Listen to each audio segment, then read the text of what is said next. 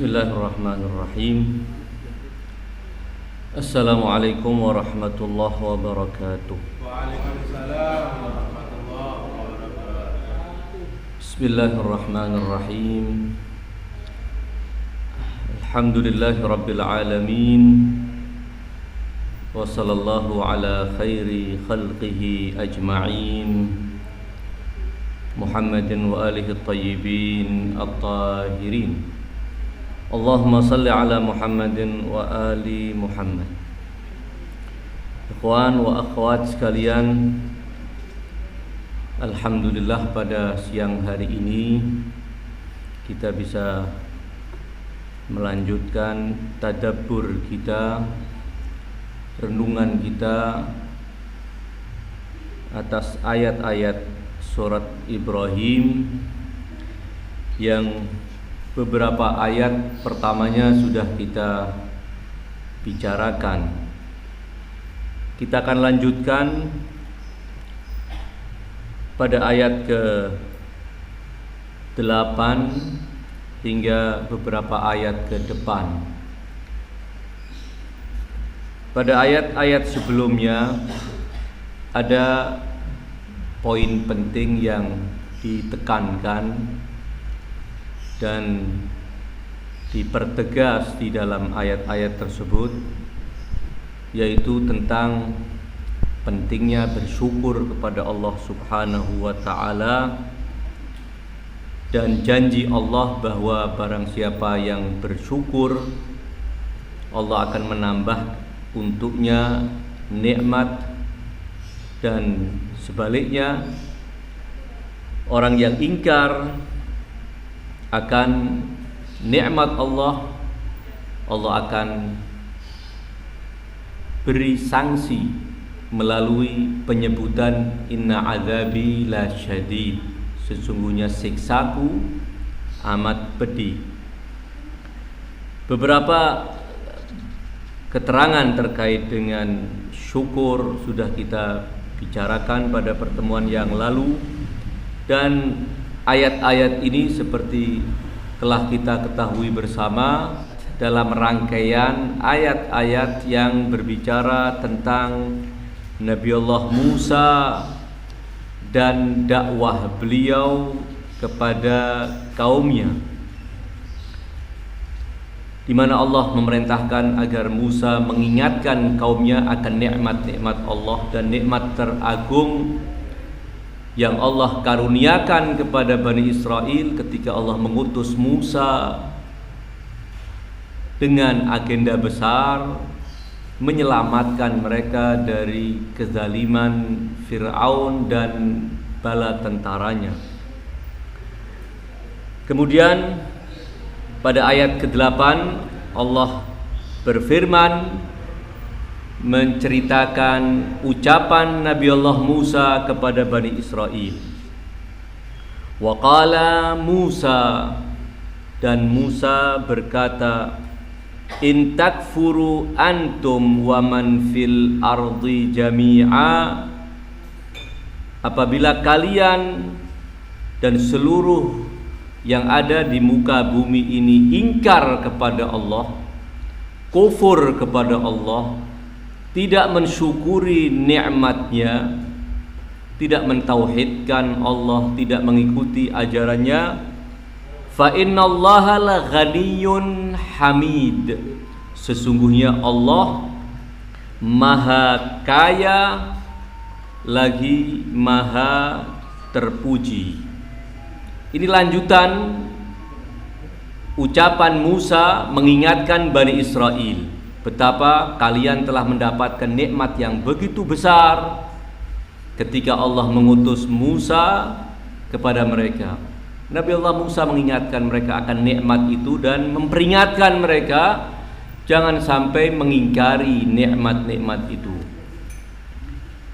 Kemudian Nabi Allah Musa melanjutkan, kenapa kalian harus bersyukur kepada Allah?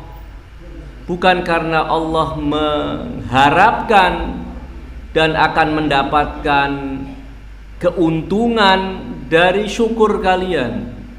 Allah tidak akan berkepentingan apapun, Allah tidak akan makin perkasa ketika disembah, dan Allah tidak akan kehilangan kekuasaannya ketika Allah diingkari. Namun sepenuhnya adalah demi kebaikan manusia. Allah Maha Kaya sehingga tidak butuh kepada apapun dari siapapun, termasuk penyembahan, penghambaan hamba. Apabila Allah memerintahkan agar manusia menghamba kepada Tuhan, hakikatnya karena itu adalah yang akan membawa kesempurnaan bagi hamba, yang akan membawa kebahagiaan bagi hamba, kebahagiaan di dunia dan tentunya kebahagiaan abadi di akhirat. Allah Subhanahu wa taala menceritakan ucapan Nabi Allah Musa, wa qala Musa, dan Musa berkata, in takfuru antum wa man fil ardi jami'a, jika kalian dan seluruh penduduk bumi ini kufur kepada Allah, fa innallaha la ghaniyyun hamid. Allah benar, sesungguhnya Allah benar-benar maha kaya lagi maha terpuji. Ini adalah ucapan, sekali lagi ucapan Nabi Allah Musa setelah Allah perintahkan agar Musa mengingatkan Bani Israel akan pentingnya bersyukur kepada Allah. Wa itta'adzana rabbukum la in syakartum la azidannakum wa la in kafartum inna azabi lasyadid. Allah maha terpuji secara mutlak, Allah maha kaya sehingga tidak butuh apapun. Allah maha terpuji dan tidak menanti pujian dari hamba-hambanya. Ini ucapan Nabi Allah Musa mengingatkan mereka, seakan menjadi penegas, seakan menjadi penguat apa yang telah disebutkan pada ayat sebelumnya, bahwa dengan bersyukur Allah akan menambah, dan apabila hamba mengingkari nikmat Allah, maka ancaman Allah adalah, sesungguhnya siksa Allah adalah maha pedih. Allah maha kaya sehingga tidak butuh kepada sesuatu apapun. Al-Allamah Tabatabai, salah satu keterangan beliau terkait dengan ayat ini, berkata demikian, sebagai keterangan bahwa Allah maha kaya dan Allah maha terpuji. Wa amma annallaha ghaniyyun wa anna kufra man fil ardi jami'a fa innahu ghaniyun an kulli syai' fala yantafi'u bi syukrin wa la yatadarraru bi kufrin. Adapun bahwa Allah adalah zat yang maha kaya, walaupun seluruh penghuni bumi mengingkari Allah, Allah tetap zat yang maha kaya dan tidak membutuhkan sesuatu apapun. Allah tidak akan mendapatkan manfaat dari syukur hamba, sebagaimana Allah tidak akan mengalami mudarat apapun dengan kekufuran hamba. Wa innama ya'udun naf'u wad-dararu ilal insan fima atabih. Namun manfaat yang akan didapat atau mudarat yang akan menyasar sebenarnya hanya akan menyasar kepada hamba. Manfaatnya akan didapat oleh hamba tergantung sikapnya. Sikap syukur, dia akan mendapatkan manfaat dari syukurnya. Sikap kufur, dia akan mendapatkan madarat dari kekufurannya. Ini terkait dengan sifat ghani. Adapun dari sifat al-hamid, Allah maha terpuji. Wa amma annahu hamidun, adapun bahwa Allah adalah zat yang maha terpuji, fali annal hamda huwa izharul hamidi bilisanih ma li fi'lil mahmudi minal jamali wal huz. Adapun Allah adalah zat yang maha terpuji, ketahuilah bahwa pujian itu adalah apa yang dimunculkan melalui lisan oleh si pemuji atas perbuatan sang terpuji, dan perbuatan sang terpuji yang memuat keindahan, memuat nilai-nilai indah. Wa fi'luhu ta'ala hasanun jamilun min kulli jihad. Dan tindakan Allah maha bagus dan maha indah dari segala sisinya. Fahuwa jamilun zahirul jamal. Allah adalah zat yang maha indah dan tampak keindahan semua pekerjaan Allah. Yamtani'u khafa'uhu wa itfa'uh. Tidak mungkin keindahan tindakan Allah, tidak mungkin keindahan pengaturan Allah terhadap alam semesta ini menjadi samar, dan tidak bisa juga dipadamkan. Keindahan perbuatan Allah di alam semesta ini adalah sesuatu yang nyata. Tidak ada kemampuan apapun yang bisa merahasiakannya, dan tidak akan bisa samar bagi orang yang mengamati bagaimana keteraturan alam ini yang menggambarkan kemaha indahan Allah. Sehingga manusia memuji keindahan itu atau manusia tidak memuji keindahan itu, zat Allah adalah zat yang maha terpuji karena pekerjaan Allah adalah pekerjaan yang maha indah. Fahuwa ta'ala mahmudun sawa'un hamidahu hamidun bil lisan aw lam yahmad. Allah adalah zat yang maha terpuji, baik orang memuji dengan lisannya maupun manusia tidak memuji pekerjaan Allah. Allah, sekali lagi kata Allamah Tabatabai, zat yang maha kaya dan zat yang maha terpuji, dan tidak ada di alam semesta kecuali mengakui akan keindahan dan keteraturan pengaturan Allah Subhanahu wa ta'ala terhadap alam semesta ini. Baik dia mengingkarinya dengan lisannya, namun tidak mungkin dia bisa mengingkari kenyataan akan kerapian dan keindahan pekerjaan Allah di alam semesta ini. Sehingga ketika ada orang tidak memuji Allah, tidak mengakui nikmat itu dengan lisannya, pada dasarnya dia sedang berlawanan arus dengan jagat raya yang menjelaskan dengan lisan halnya, yang menjelaskan dengan kondisinya akan keteraturan alam ini. Keteraturan alam ini menjadi bukti bahwa pengaturnya adalah zat yang maha indah. Pengaturnya adalah zat yang maha terpuji. Dalam beberapa ayat disebutkan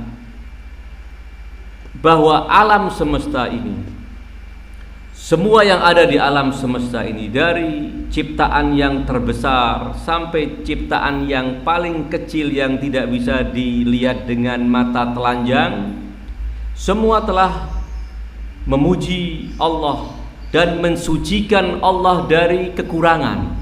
Wa im min syai'in illa yusabbihu bihamdih. Tiada sesuatu di alam ini kecuali telah menyucikan Allah dari kekurangan. Tidak ada kekurangan pada zat Allah, tidak ada kekurangan pada sifat Allah, tidak ada kekurangan pada pekerjaan Allah. Semua pengaturan Allah adalah maha rapi dan maha indah. Sehingga kalau masih ada manusia yang enggan untuk mengakuinya dengan lisannya, sama sekali tidak akan mengurangi bahwa Allah adalah zat yang maha terpuji. Ini yang diingatkan kembali oleh Nabi Allah Musa. Wa qala Musa in takfuru antum wa man fil ardi jami'a fa innallaha la ghaniyyun hamid. Jangan pernah ada yang berpikiran bahwa ketaatan kita menambah kekuasaan kerajaan Allah. Pengingkaran kita, keengganan kita untuk tunduk kepada Allah, untuk tunduk kepada aturan Allah yang Allah turunkan melalui para nabi dan rasulnya, akan mengurangi kemaharajaan Allah sama sekali. Kembali bahwa semuanya manfaatnya adalah untuk hamba. Nabi Allah Musa kemudian melanjutkan dalam ayat yang berikutnya, Allah Subhanahu wa ta'ala ketika mengatakan, alam ya'tikum naba'ul ladzina min qablikum qaumi nuhin wa 'adin wa samud wal ladzina min ba'dihim la ya'lamuhum illallah ja'atuhum rusuluhum bil bayyinat faraddu aydiyahum fi afwahihim wa qalu inna kafarna bima ursiltum bih wa inna lafi syakkin mimma tad'unana ilaihi murib. Ayat ke-9 ini dalam hemat sebagian ahli tafsir masih lanjutan ucapan Nabi Allah Musa kepada Bani Israel. Lanjutan dari ayat yang sebelumnya yang berbunyi, wa qala Musa in takfuru antum wa man fil ardi jami'an fa innallaha laghaniyyun hamid.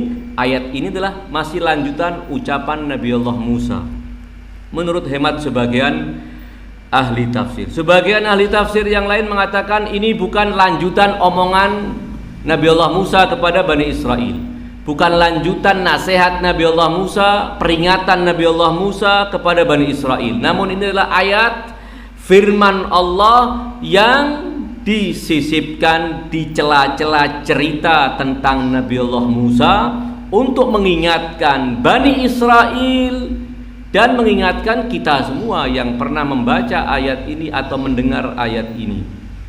Karena ayat ini memuat peringatan sebagaimana ayat yang sebelumnya ketika Nabi Allah Musa, kalau kalian kufur maka ketahuilah bahwa Allah Maha Kaya, Allah Maha Terpuji.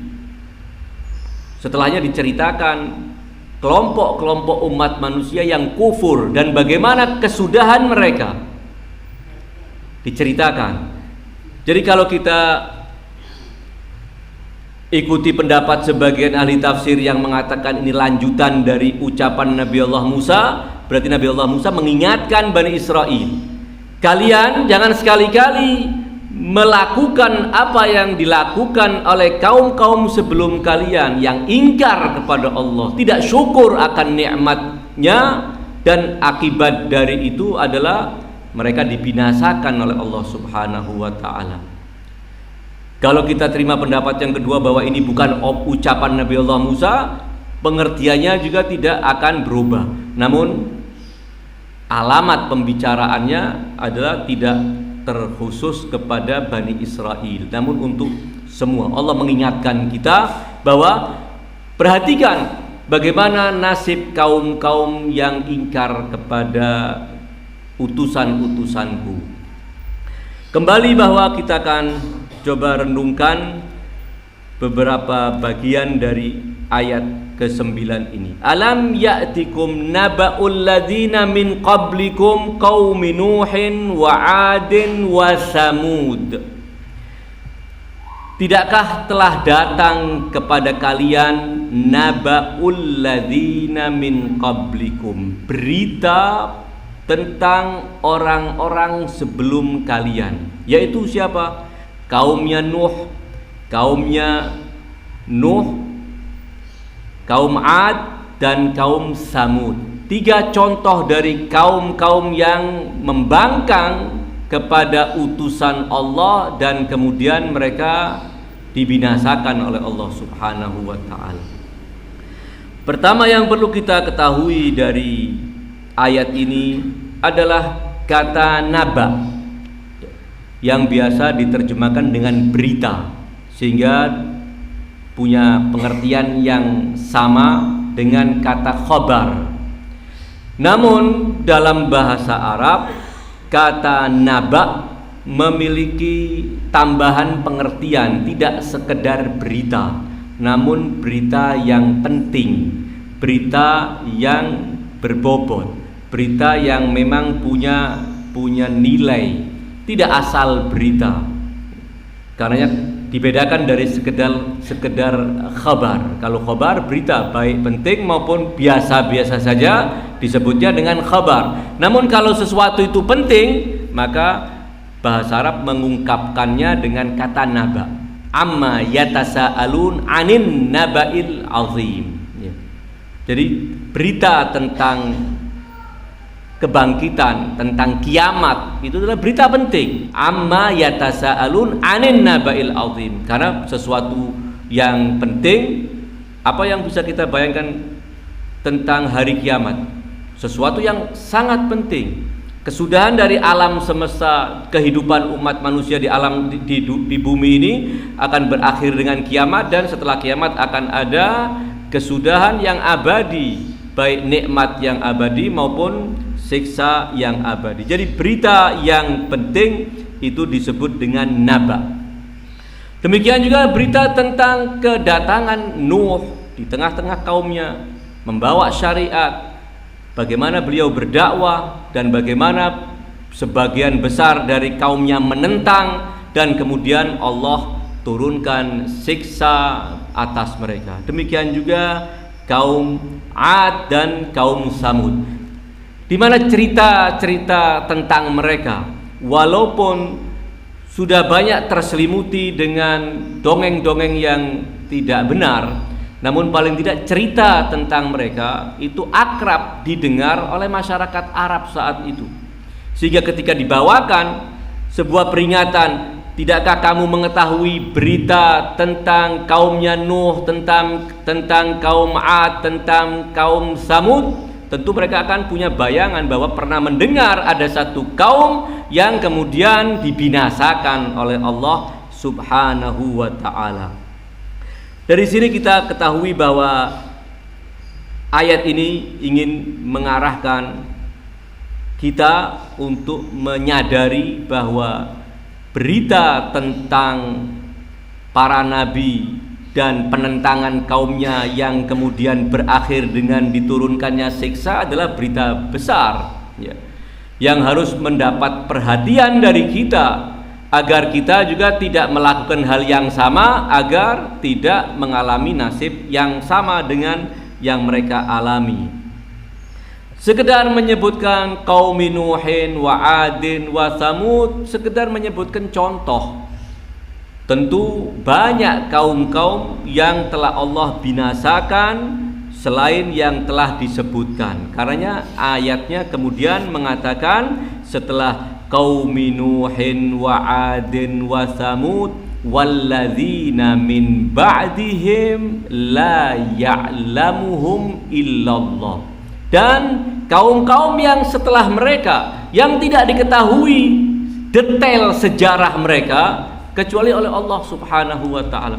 Bahkan sejarah mereka walaupun global, tidak banyak di antara umat manusia yang pernah mendengar kisah-kisah mereka. Kita pun belum tentu pernah membaca sejarah bahwa ada di suatu masa kaum tertentu yang tinggal di sebuah daerah yang mengalami kehancuran setelah mereka menentang kedatangan utusan Allah. Allah mengatakan la ya'lamuhum illallah, mengingatkan dengan menyebut 3 contoh kaum yang punya sikap penentangan kepada para utusan Allah yang datang kepada mereka. Allah melanjutkan, ja'adhum rusuluhum bil bayyinat, datang kepada mereka rasul-rasul mereka, ya, artinya rasul yang Allah utus untuk mereka, rasul Allah yang Allah utus kepada mereka, datang bil bayyinat, datang dengan membawa bukti-bukti. Kata al-bayyinat tentu yang dimaksudkan adalah bukti, karena setiap Allah mengutus seorang utusan kepada kaum, maka Allah akan persenjatai utusan itu dengan bukti, agar dia bisa meyakinkan umatnya dengan bukti tersebut bahwa dia benar-benar utusan Allah.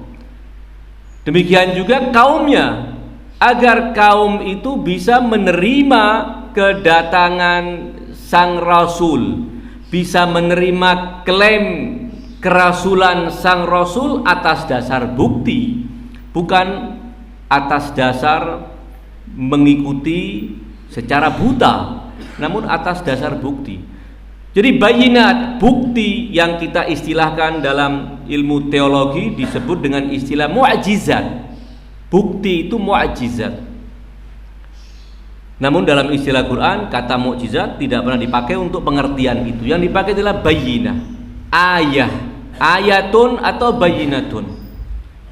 Bukti yang dibawa oleh para utusan Allah itu sangat dibutuhkan, baik oleh sang Rasul maupun oleh umat.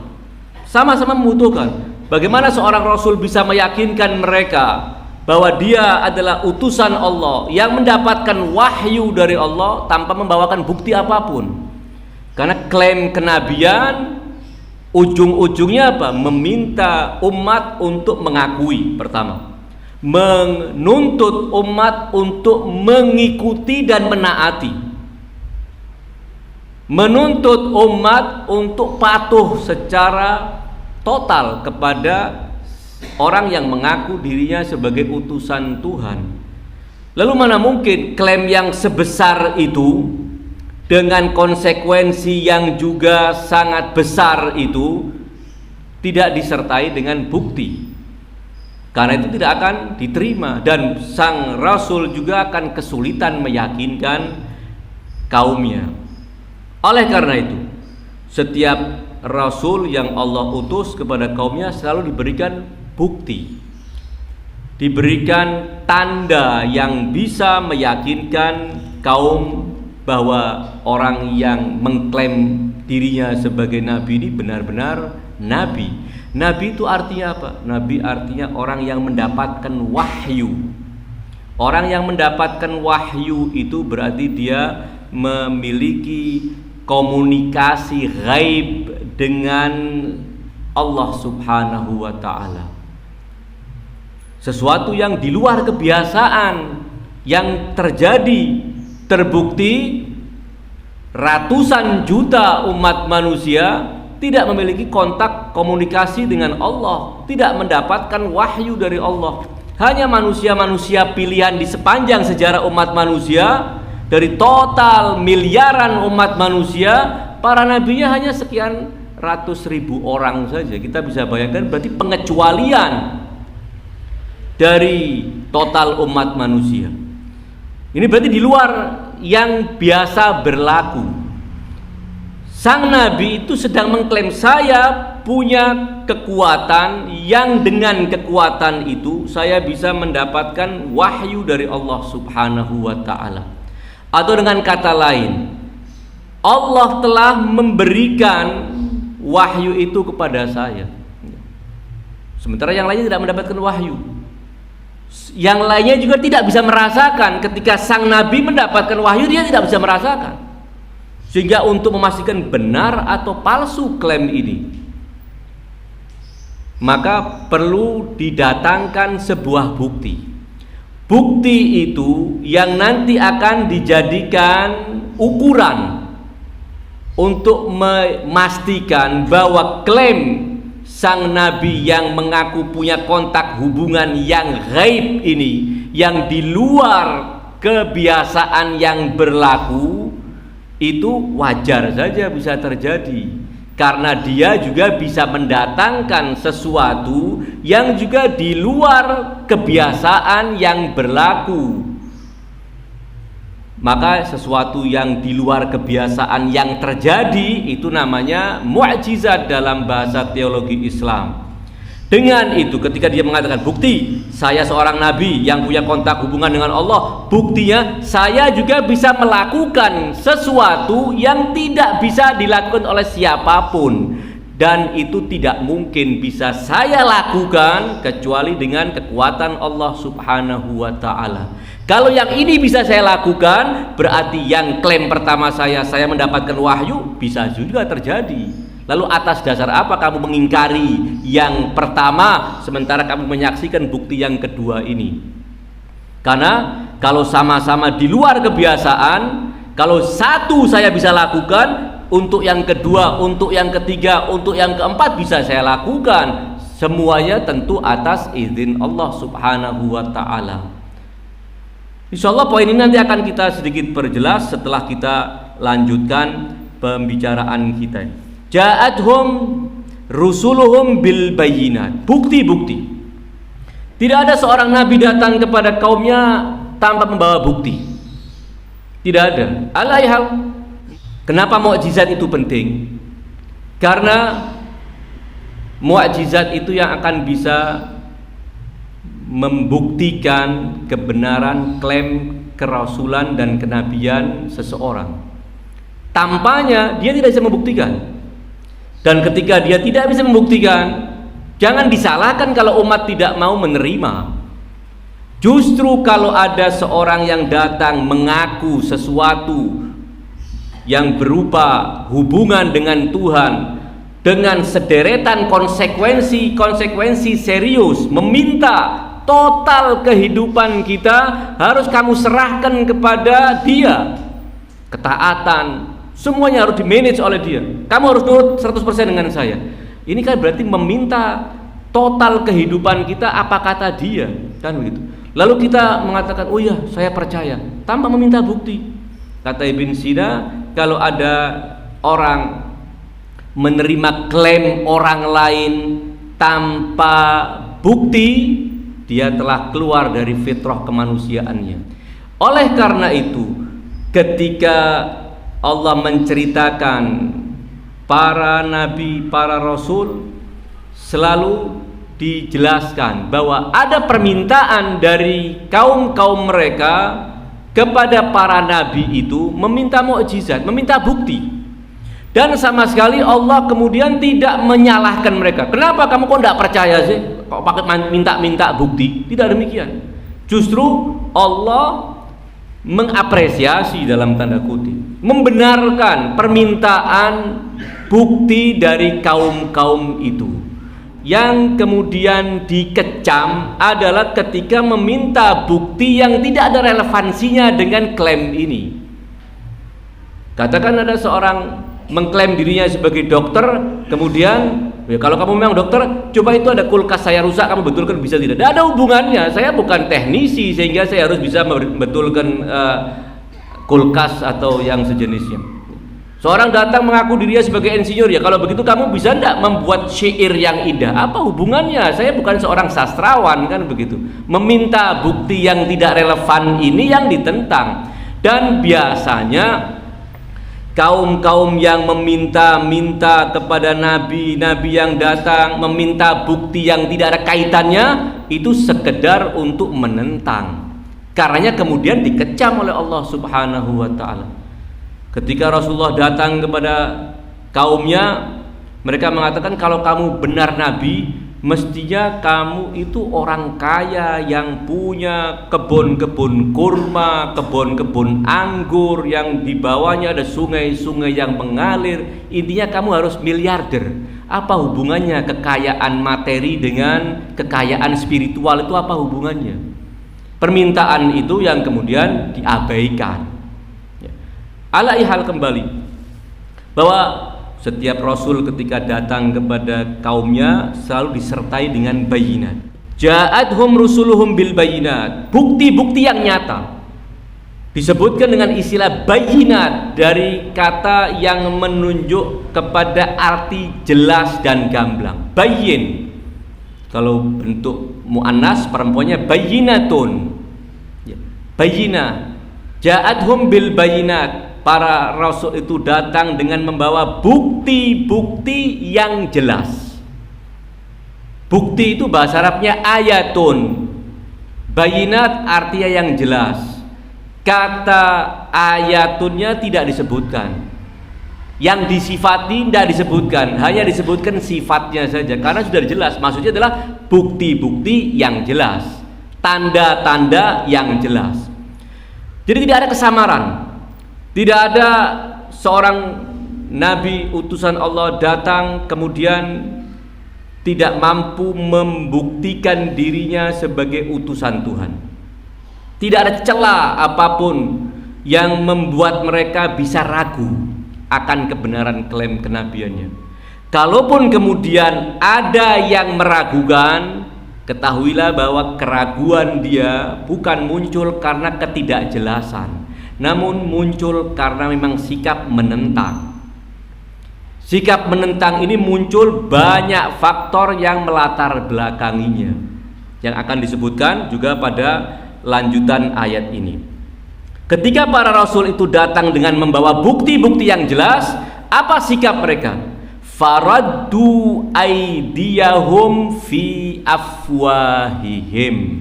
Mereka kaum-kaum itu mengembalikan tangan mereka ke mulut mereka. Ada 3 mereka sini ya. Mereka mengembalikan tangan mereka ke mulut-mulut mereka. Ya. Tapi mereka 3 kali ini beda-beda. Kaum itu mengembalikan tangan-tangan para rasul ke mulut para rasul. Tapi ini kata kiasan, artinya kaum-kaum yang menentang para rasul setelah bukti-bukti itu gamblang disampaikan, seakan mereka meminta kepada rasul, diam kamu, tidak usah ngomong panjang-panjang. Ya. Diintimidasi, dilarang untuk terus berbicara membuktikan kebenaran-kebenarannya. Dan itu digambarkan dengan seakan mereka mengembalikan tangannya para rasul ke mulut para rasul, dibungkam ya. Tapi sekali lagi ini bukan berarti benar-benar mereka telah memegang tangan rasulnya kemudian ditempelkan ke mulut rasulnya. Atau dengan pengertian kedua, tangan-tangan orang musyrik yang kafir menentang itu kemudian menutup mulut-mulut para rasul. Tidak mesti dengan bentuk itu, namun maksudnya bahwa mereka meminta agar para rasul segera menghentikan penjelasan-penjelasan yang mereka sampaikan. Itu menjadi bukti ketidakmampuan mereka untuk menghadapi bukti-bukti yang diajukan oleh para rasul. Maka jalan pintas yang mereka lakukan apa? Melakukan tindakan intimidasi dan melarang para rasul untuk menjalankan tugas mereka, menyampaikan kebenaran dari Allah Subhanahu wa ta'ala. Jadi kata aidiyahum dan afwahahum, tangan-tangan mereka, mulut-mulut mereka, ya. Ini merekanya siapa? Kata Allamah Tabatabai adalah para rasul, sesuai dengan tafsiran pertama tadi. Orang-orang musyrik yang menentang itu mengembalikan tangan para rasul ke mulut-mulut mereka, ya. Ini yang dipilih oleh As-Sayyid Allamah Tabatabai rahimahullah. Dan ini kata beliau kinayatan an ijbarihim ala an yaskutu wa yaktafu anit takallumi bil haq. Ini adalah kata pinjam untuk menunjukkan apa? Mereka memaksa para rasul agar diam dan tidak melanjutkan menyampaikan keterangan-keterangan kebenaran.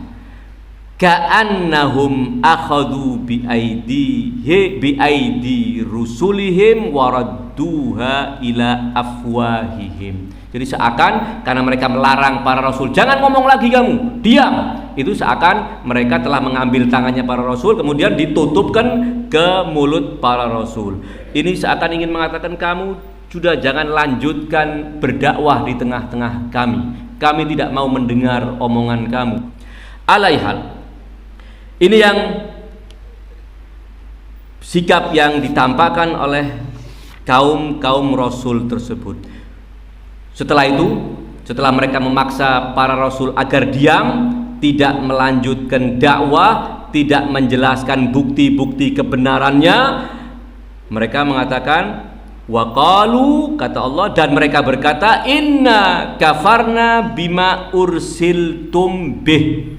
Kami kufur, kami ingkar dengan risalah yang kalian diutus dengannya, agama yang kalian bawa atas nama Tuhan, agama yang Allah turunkan agar kalian sampaikan kepada kami telah tolak. Kami tidak percaya dengan agama yang kalian bawa. Wa inna lafi syakkin mimma tad'unana ilaihi murib. Dan kami benar-benar dalam keraguan tentang apa yang kalian mengajak kami kepadanya. Dua yang ditentang oleh kaum penentang terhadap para rasul tersebut. Mereka menolak risalah yang dibawa oleh rasul yang datang kepada mereka, dan mereka mengingkari adanya Tuhan yang mengutus mereka. Kami tidak percaya. Kamu wahai para rasul membawa ajaran atas nama Tuhan, kamu mengajak kami untuk menghamba kepada Tuhan. Ajakan kamu adalah agar kami kembali kepada Allah. Kami tidak percaya dengan Allah itu. Kami juga tentu tidak mungkin akan percaya dengan syariat yang kamu atasnamakan Allah itu. Jadi ditentang dua-duanya, tentang Allah mereka ingkari, dan tentang kerasulan dan risalah yang mereka bawa juga diingkari oleh mereka tanpa membawa bukti apapun. Mereka cuma mengatakan kami kufur dan kami menentang, kami meragukan, dan kami menolak apa yang kalian bawa. Jadi ada dua hal yang diingkari oleh mereka. Allah mereka ingkari. Tentu pengingkaran kepada Allah ada banyak levelnya.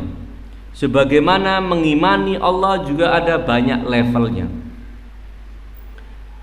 Mengimani Allah sebagai Khalik, pencipta alam semesta. Pencipta alam semesta. Satu level. Orang yang mengkufuri Allah dalam pengertian mengingkari bahwa Allah lah yang mencipta alam semesta, berarti dia kufur di level ini. Dia kufur di level ini.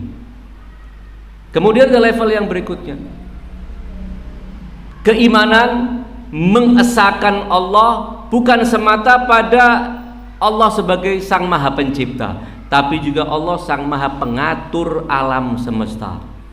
Karena boleh jadi ada orang yang meyakini Allah yang menciptakan alam semesta ini, namun setelah menciptakan, Allah tidak lagi ikut campur dalam mengatur alam semesta ini. Keyakinan itu yang ada pada banyak masyarakat dunia. Di zaman ketika Rasulullah datang, orang-orang musyrik Mekah dan kaum musyrik Arab secara umum tidak mengingkari bahwa Allah adalah pencipta alam semesta. Namun mereka kufur di mana? Kufur pada maha pengaturan Allah terhadap alam semesta. Mereka mengatakan Allah yang menciptakan, namun yang mengatur ini bukan Allah. Jadi ada keimanan pada level ini. Keimanan pada level keesaan Allah sebagai zat yang maha mencipta. Lawannya adalah kekufuran pada level ini. Level kedua adalah keimanan bahwa Allah adalah zat yang maha mengatur alam semesta. Lawannya adalah kekufuran pada level ini juga. Dia meyakini Allah Sang Maha Pencipta, namun dia tidak meyakini Allah sebagai zat yang maha pengatur. Boleh jadi ada yang sudah mengakui dua tingkat tauhid ini. Mengakui Allah sebagai Sang Maha Pencipta, mengakui Allah sebagai Sang Maha Pengatur alam semesta, namun pada level yang ketiga bahwa Allah adalah satu-satunya zat yang harus dan boleh disembah, dia kufur di sini.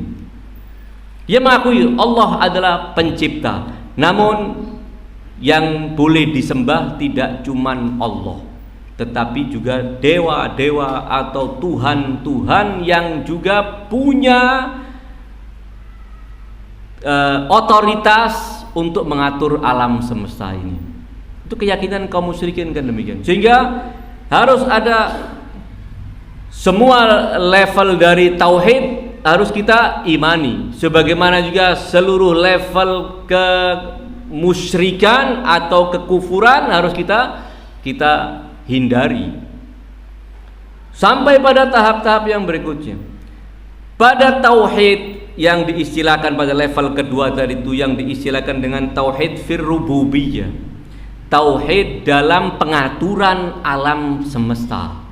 Pengaturan alam semesta ini oleh para ulama berdasarkan ayat-ayat Al-Quran tentunya dibagi menjadi dua cabang. Pengaturan alam dalam mengatur berjalannya semua makhluk-makhluk yang Allah ciptakan, baik yang ada di langit maupun yang ada di bumi dan di perut bumi maupun dimanapun berada, semua pengaturannya adalah Allah Subhanahu wa ta'ala. Ini yang diistilahkan dengan rububiyah takwiniyah, pengaturan alam namun bukan pada pengaturan undang-undang, tapi pengaturan alam. Bagaimana Allah menurunkan hujan, menumbuhkan tumbuhan, memberjalankan benda-benda langit dan lain sebagainya. Pengaturan ini semuanya adalah Allah Subhanahu wa ta'ala. Sementara kaum musyrik tidak meyakini yang demikian, cuma meyakini Tuhan Sang Maha Pencipta.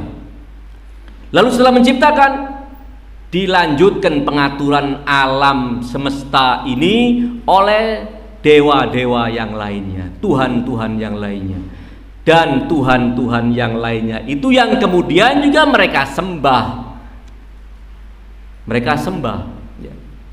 Jadi terjebak dalam dua kekufuran, dua kemusyrikan, pada rububiyah dan pada ubudiyah atau uluhiyah, penghambaan kepada Allah. Kembali bahwa tauhid fil rububiyah ada level pertamanya adalah rububiyah takwiniyah, cabang keduanya adalah rububiyah tasyri'iyah. Allah adalah satu-satunya zat yang boleh menentukan undang-undang dan aturan hidup bagi umat manusia. Selainnya tidak boleh membuat undang-undang untuk kehidupan mereka. Allah Subhanahu wa ta'ala mengutus utusannya, mengutus para rasul dan para nabi kepada umat manusia dalam rangka membawa aturan hidup yang disebut dengan agama dan syariat itu. Ini sekali lagi masih dalam otoritas Tuhan untuk itu, karena kita meyakini Allah sebagai Rabbul Alamin yang mengatur alam semesta, termasuk mengatur urusan undang-undang yang harus diberjalankan dalam kehidupan kita. Syariat dan agama adalah yang merupakan dalam tanda kutip produk dari rububiyah tasyri'iyah tersebut. Kembali bahwa ketika para utusan Allah datang kepada kaumnya, kemudian kaum itu menentang. Penentangan tadi sudah kita jelaskan. Mereka menentang tentang Allah. Kami tidak percaya dengan Allah Subhanahu wa ta'ala. Dan yang kedua, kami tidak percaya dengan risalah, syariat, agama yang kamu bawa atas nama Tuhan. Dua yang mereka tentang. Kan demikian. Karena jawaban para rasul kepada mereka, ya harus bisa menumbangkan atau menggugurkan kekufuran mereka. Jawaban para rasul harus bisa membawakan bukti kepada mereka akan kekeliruan kekufuran mereka. Ketika mereka mengatakan kami ingkar kepada Allah, akan dibuktikan bahwa pengingkaran kamu kepada Allah itu salah. Ketika mereka kemudian mengatakan kami tidak percaya dengan agama yang kamu bawa atas nama Allah, pengingkarannya yang kedua ini akan dibuktikan oleh para rasul kesalahan dan kepalsuannya. Jadi tugas para rasul menghadapi dua pengingkaran itu harus membawakan bukti yang bisa menumbangkan kekufuran mereka, bukti yang bisa meyakinkan mereka bahwa kamu punya sikap kufur pada dua hal yang kalian kufuri itu adalah sesuatu yang salah. Ayat yang berikutnya ini menjadi jawaban. Qalat rusuluhum, rasul-rasul mereka berkata kepada mereka, afillahi syakkun, apakah masih ada keraguan tentang Tuhan?